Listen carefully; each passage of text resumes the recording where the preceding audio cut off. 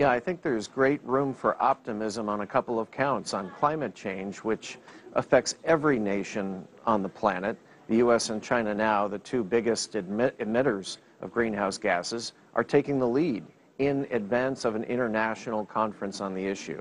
So China and the U.S. leading together. Let's go back to the Iran agreement, most recently a couple months ago.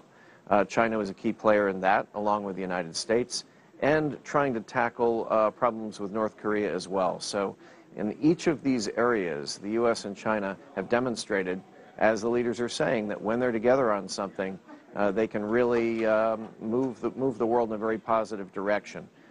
Make no mistake, there are still areas of conflict and confrontation, but the more cooperation on big issues like this, the easier it becomes to handle the difficult challenges. Well, we'll get to those in just a minute, but I want to kind of stick with Sunnylands because I was just out there. In 2013, the Obama administration recognized when these two leaders spend private time together, a lot gets done. So they front-loaded this visit with that informal dinner at the Blair House. Talk to me about the importance of these one-on-one, low-key events, and also the fact that this was supposed to go for 2 hours. As Jessica just alluded to, it went 3 hours. What do we read into that? You know, I think that when there's personal chemistry, it never hurts.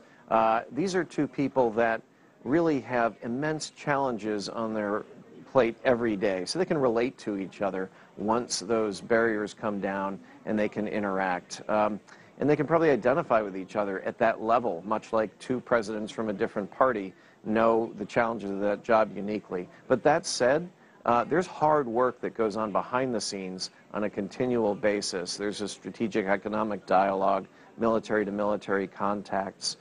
So the two governments have been working together for a very long time on this agenda and have laid the groundwork. So really, at a certain point, it's just up to the leaders not to kind of mess it up, which they can. I mean, if you're looking at Obama and Putin, for example, there's not a lot of chemistry there, and regardless of anything that's worked out, the leaders may not agree to it.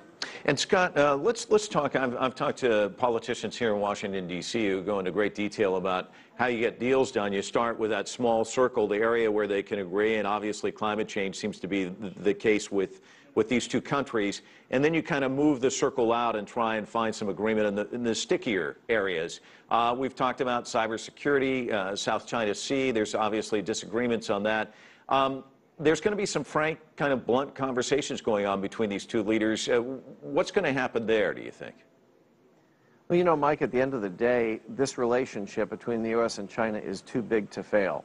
And so they're going to find a way to live with the conflicts, the parts that don't match, to not press each other on matters that are of core interest, is my guess. And I think that's happening in South China Sea right now. There are real conflicts, but neither side is pressing things as far as they could. In the interest of giving the benefit of the doubt to the other side, learning to live with each other, understand each other, the gravest problem could be miscalculation. The more the U.S. and Chinese leadership works together on a series of issues, that reduces the potential for miscalculation and misunderstanding. Those kind of things that lead to dangerous conflicts. Scott, so I think that, yes, they will build out from climate change into economic spheres and others.